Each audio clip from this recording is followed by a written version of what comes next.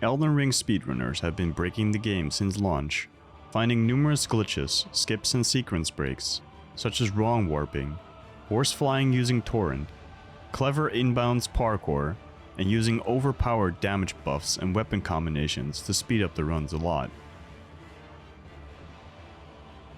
However, over the past month, one major glitch in particular has been raising a lot of questions. People wonder how it works, what is required to make it work, and how viable it is for single segment speedruns. This glitch is known as the Elden Ring zip glitch.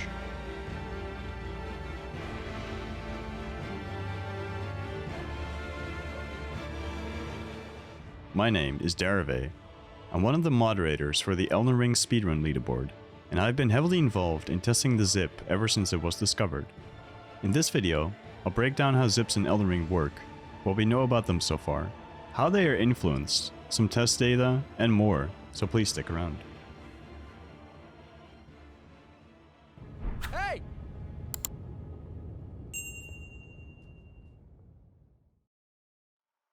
Let's start with, of course, explaining what a zip actually is.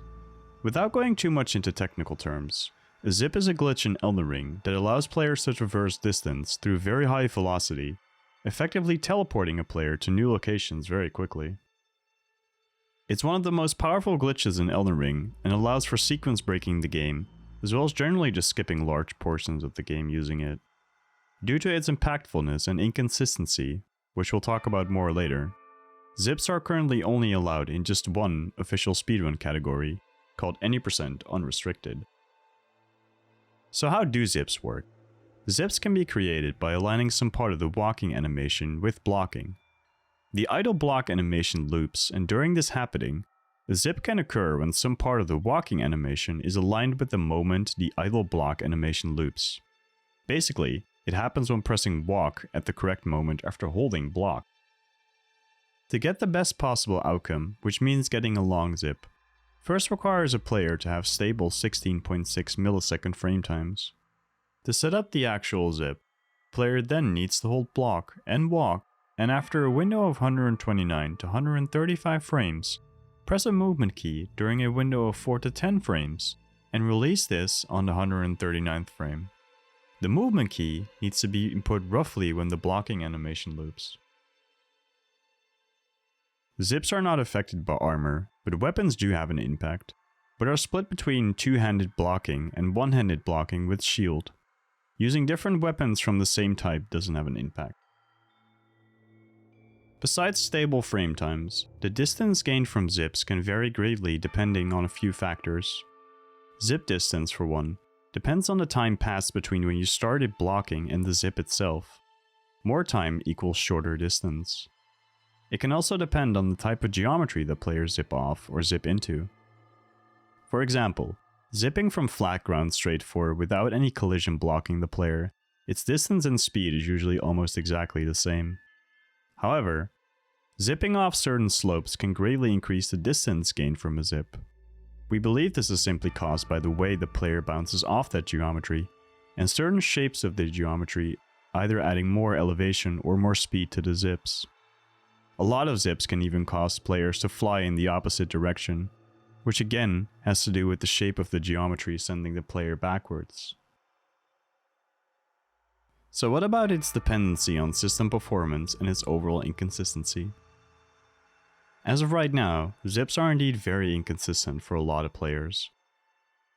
Not only is releasing the walk input after the block window frame perfect or possibly even less, it also requires very stable frame times to even execute in the first place.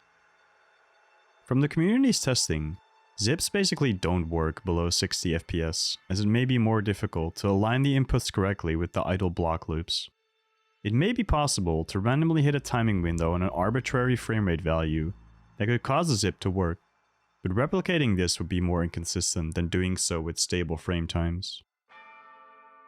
This also doesn't necessarily mean that having better hardware can give a player a certain advantage over another one with making zips happen, since it is in fact possible to zip on lower end hardware such as a GTX 970, but what makes zips more consistent for others besides practicing input timing is simply their overall system performance. operating system processes, as well as certain background software, might also be a cause for affecting frame times and can lead to more inconsistency with zips. It is currently unknown why some people cannot zip at all, but it is possible they either lack the minimum specs to run the game with stable frame times, or something in their operating system might cause this glitch to not work. Assuming players meet these requirements, players can practice the timings by using a 108 or 109 BPM metronome and hold block and walk on the first beat, and input forward 4 beats later, so on the 5th one. To gain better system performance or more stable frame times, here are some things players can do. Lower your in-game settings and drop the resolution to its lowest.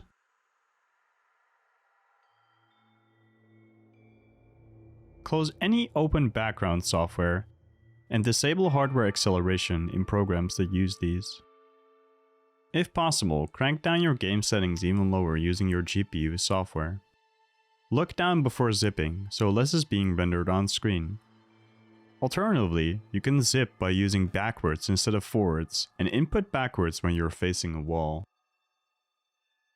If you are unable to get zips, I'm sorry, we currently just don't know what causes zips to not work at all on certain systems. There is much more to talk about with zips, but I personally felt like these were the most important things people should know when it comes to zips. There's a lot we don't know yet about zips, and perhaps one day, we'll figure out how zips exactly work and possibly find consistent setups that work for everyone. Thanks for watching this video. I hope you found this video informative. Please consider subscribing to the channel, as I'll be doing more Elden Ring content in the future. Keep an eye on my NG plus any % TAS run that is currently in the works, which should be a rather crazy run featuring a ton of zips and aims to beat the game in around 10 minutes. Big shoutouts to Verazi, Blade, Moderate Chaos, Hazeblade, and Smelty, and of course the rest of the community for a lot of their testing and experimenting with zips. If you would like to inquire more information about the zip glitch, then please join the Speed Souls Discord. Speed Souls is the speedrun hub for speedrunning Souls games and Elden Ring. Thanks again for watching, and I'll see you in the next video.